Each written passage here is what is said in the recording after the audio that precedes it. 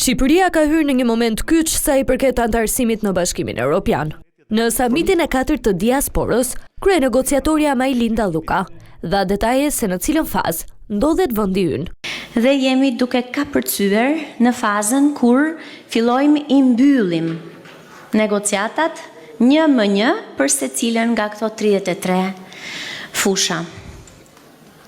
Sigurisht që gjithë kjo rrugë drejt familjes europiane është nga ana tjetër edhe një mundësi e madhe transformimi.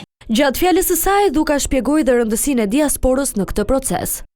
Ne kemi shumë nevojë për kontributin, pjesëmarrjen tuaj në këtë transformim europian të vendit. Nga njëra anë ekziston ajo që ju mund t'i jepni këtij transformimi, nga ana tjetër ekzistojnë mundësitë që vijnë me këtë transformim. Pjesë e panelit ishte edhe ministri i mjedisit Sofjan Jaupaj, i cili u ndal tek sfida që sjell plotësimi i kushteve për të përmbyllur kapitullin 27. Kapitulli 27 është her pas here një nga ato lokomotivat e rënda, të cilat duhet ta çojmë përpara për shumë arsye.